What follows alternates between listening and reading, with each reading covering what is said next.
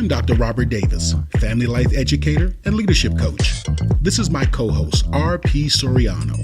Soriano attended Johns Hopkins Carey Business School, worked in the financial industry, and was an international consultant before partnering with me to launch UnBoxed to Lead.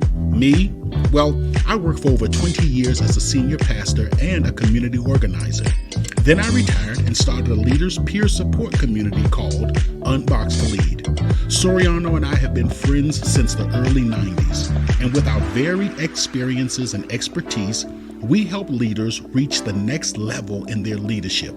So join us for the next few moments as we unbox the power and the potential of your relationships, your leadership, and your life. All right, welcome back, one and all, wherever in the world you may be. I'm R.P. Soriano, and with me once again is Dr. Robert Davis, family, life, and leadership relationship expert. We are continuing our conversation about how leaders can create a positive workplace culture. Dr. Davis, how are you? I'm doing wonderful. What about yourself? I can't complain, man. Anytime that I can spend an hour or two just talking with you, man, I'm as happy as I can be. That for me creates a positive workplace culture. We started off, Robert, in our last two shows, or our last two broadcasts together, kind of talking about what actually defines a positive workplace culture, and you took us through 4 steps. Do you want to recap those 4 things before we get into the leader's responsibility?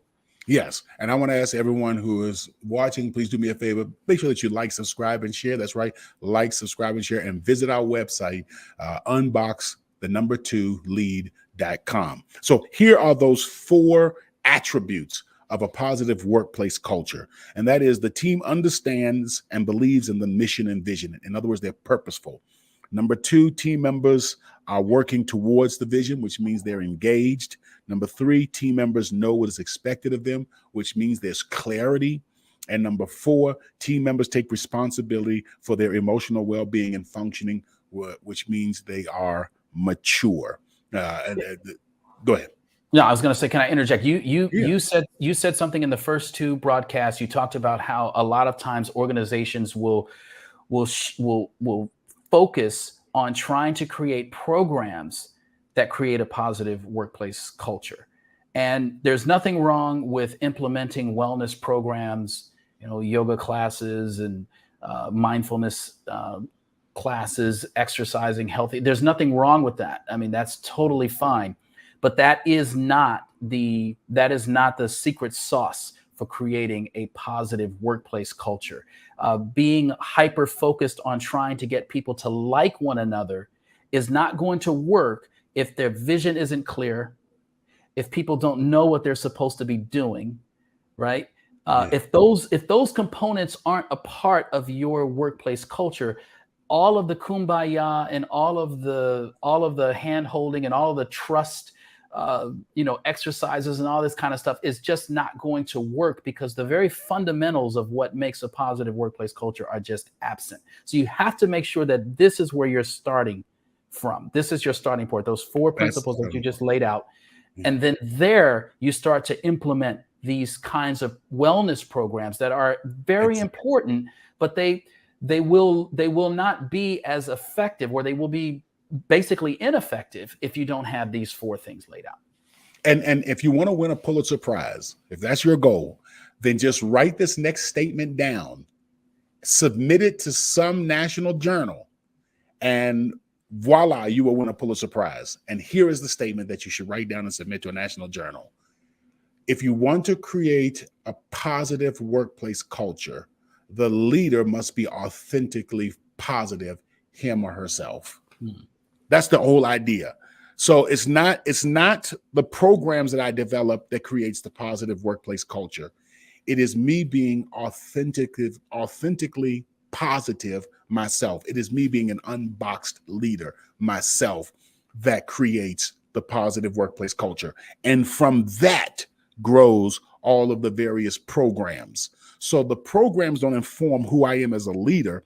Who I am as a leader informs the various programs and things of that nature that we do, how we manage home and work life balance with our team members, how we accommodate family emergencies, how we provide for their emotional, physical, and mental well-being, and all of those things. We're not saying don't do those things, but what we're saying is don't use those things as a gimmick to create a positive workplace culture.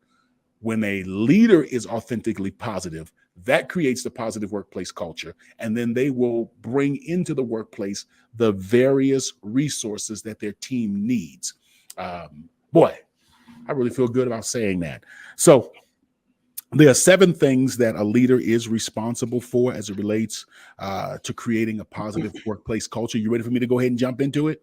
Jump in. Don't Okay. let me stop you. My arm is a little sore from patting myself on the back, so let me just. I mean, you did. Yes, it should be. I mean, yes, it should be. You should have that thing in a sling. There's been a lot of back patting there, Dr. David.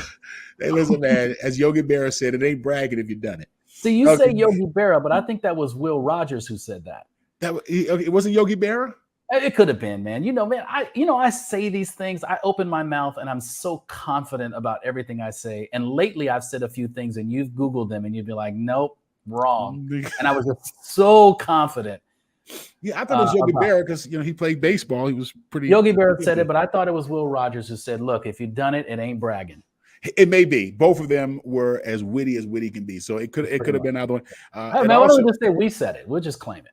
It also could have been another person who said things like that was the author. What was his name? The 19th century author. Mark Twain. Mark Twain. Yeah. I mean, boy, he was. That was my favorite quote of all time, man. My favorite quote of all time, and he had many. When I was a boy of 14, I thought my dad to be the dumbest man alive. 4 years later, I thought to myself, man, when I turned 18, I thought to myself, how did he become so smart in just 4 years? He goes so smart. Well, that's hit the nail on the head. Okay, so let's talk about the 7 things that a leader is responsible for. And they are this. Number 1, to intentionally engage in best thinking.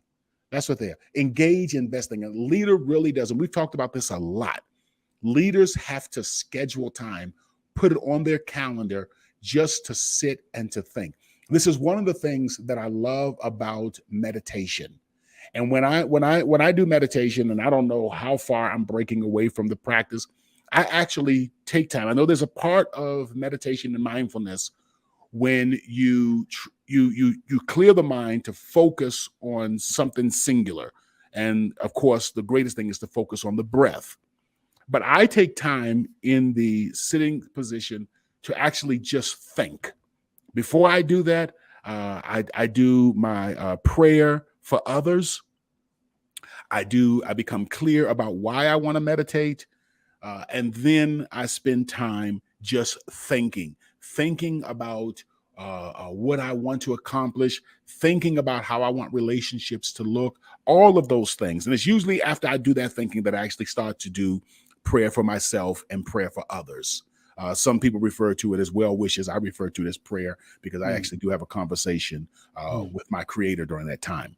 But just using, and it doesn't have to be during your meditation time, but just using some time and scheduling in a time through the day just to be intentional about thinking, about really thinking through problems, thinking through strategies, thinking about where you want to go, developing, plans on how you want to get there. Just thinking is so important. So the leader has to, him or herself, engage in best thinking. And you don't engage in best thinking during the time that you're trying to solve an organizational problem. Best thinking occurs when you actually do the exercises for best thinking, when you read, when you listen to others who you disagree with, to try to really understand what they're saying and to become clear really about what you believe and what your thinking is. Those are little exercises You don't just jump in the ring and say, okay, I'm going to practice for boxing during this heavyweight championship fight. No, all of the training goes before you jump into the ring. And so thinking, the skill of thinking is acquired before you meet with your team. When you meet with your team, you are just simply carrying out what you have already been working on, and what you've been. So to intentionally engage in best thinking is number one.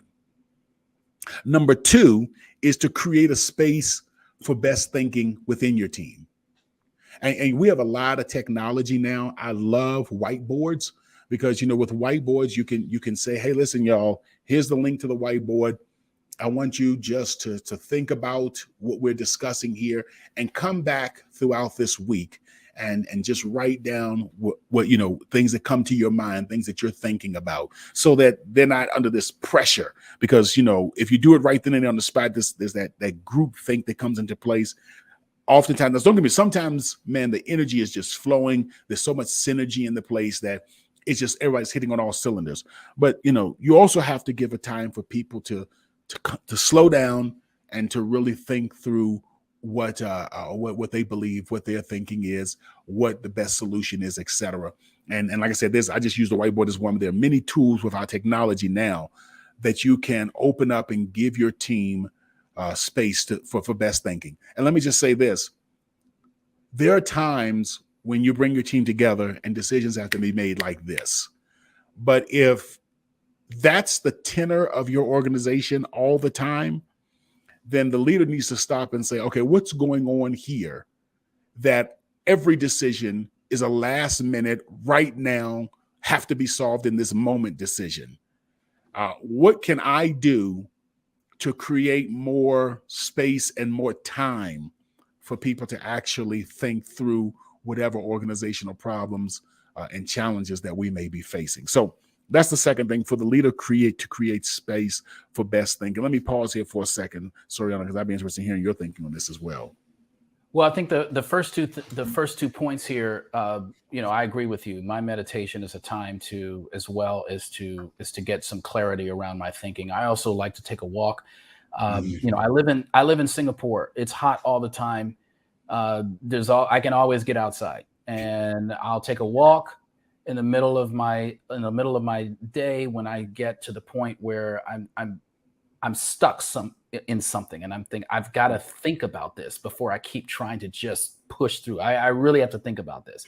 So maybe I'll go for a run, maybe I'll take a walk. I know not everyone has that kind of flexibility, but I think we are living at a time in a world where we're not always having to be at our desk. You can get out and you can say, let me step away from this and let me think about this, and let me maybe think about this for a couple of days.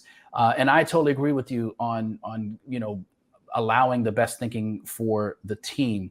I think that's an exercise and something that you want to implement as a part of your culture, to where your team is able to do their best thinking around, whether it's in a group form or whether it's in their small groups and teams, or whether it's just their individual work that they have to do. Because one of the things that mitigates is a lot of rework. Thinking things through instead of just always having to, make these on the fly. Usually, that's great. That can be a great energy. And in some situations, especially with startups and small organizations, sometimes you're having to, and that can be pretty intoxicating and pretty exciting, but it can also start to have a diminishing return at some point. And what you have to think about is, if we're operating that way, are we doing rework? Are we making so many mistakes along the way that we have to go back and redo all of this, and we have to do it right? And how much time have we lost as a result of that? So doing that, taking that time up front and doing the good thinking up front will benefit you in the long run, because you get it done right the first time. So there's a very practical reason for this. This isn't just, hey man, I'm just going to take some time off so that I can think. This is so that I can do it right the first time. and I can do it to the, get the best result the first time. That is so true. The third thing is to clearly define your leadership role and responsibilities. Clearly define it. Define who you're responsible to. And of course, if your team, that's pretty easy. You each one of the team members, who you're responsible to and what you're responsible for. And first get that clarity within yourself. And I've shared this before, write down a list of all of your team members, your primary team members, the ones that you interact with. And these are the people that I'm responsible to. And then write down what you are responsible for with each of those team members. So, on each one of them, you may have similar things, such as I am responsible for getting them paid. I am responsible for getting them their paycheck. And that is a responsibility. I am responsible for being honest with them, whatever it may be. And then start getting more specifics relative to the organization. This is what I am responsible for with this person. And you'll notice that what you're responsible for is different. There's general things, and then it becomes more specific, which brings a difference between each individual on your team. But that right there helps the leader. This is what you're responsible for. You're responsible for defining who you are, what you're responsible for, who you're responsible to, and also to share with your team what you will do and to share what you will not do. That's a part of defining leadership roles and responsibilities. This is what I will do. This is what I will not do. And team members do like to hear that. I'm not sure if I shared this here before. I had a team member who was going on a trip, and they a family trip, and they said, hey, listen, this is the way that you can, if you need to get in touch with me while I'm gone, this is how you can get in touch with me. And what I shared with them was very simple. Listen, when you're on vacation, this is what I value. When you're on vacation, I'm not going to call you. I'm not going to bother you because I value family time. So this is what I will do. This is what I will not do. I will not contact you when you're with your family on vacation time. Again, my arm is still a little sore, but it has enough energy left to pat myself on the back one more time. But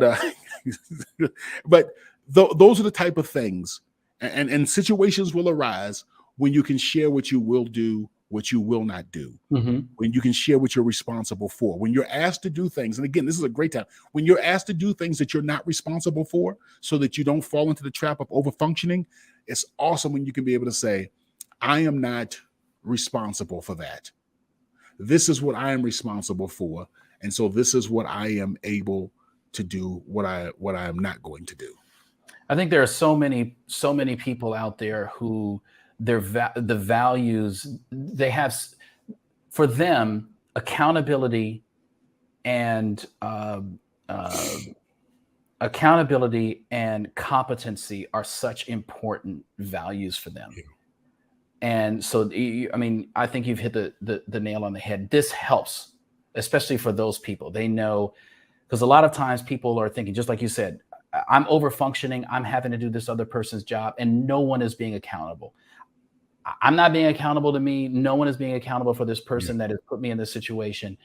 But doing this step and everyone being clear opens the door and makes it so that everyone is accountable, and no one, if people, like you said earlier in the previous broadcast, someone can have an emotional reaction, but we've already laid down the rules and responsibilities. We already know where we all stand. So you may be upset that this person isn't going to, be manipulated or, fall into whatever thing you want them to fall into. There's accountability there. This is what I will do. This is what I will not do. And that is a good lesson, not only for leaders, but when teams are being set up and teams are coming together, you should also do this as well. So I think that's a good place. That's a good place to leave it. So why don't we pick up in our next episode and continue our conversation about the leader's responsibility, the leader's roles in creating a healthy or creating a positive workplace, So we'll leave it there, and then we'll come back and pick up in our next broadcast. UnBoxed provides a full-service leaders peer support community that helps high-level leaders become more authentic leaders who build healthy workplace cultures and reach their personal life goals. To learn more and discover how we can take your leadership and your life to the next level, please visit our website at unboxedtolead.com. That's unboxed, 2, lead.com. Again, that's unboxed, 2,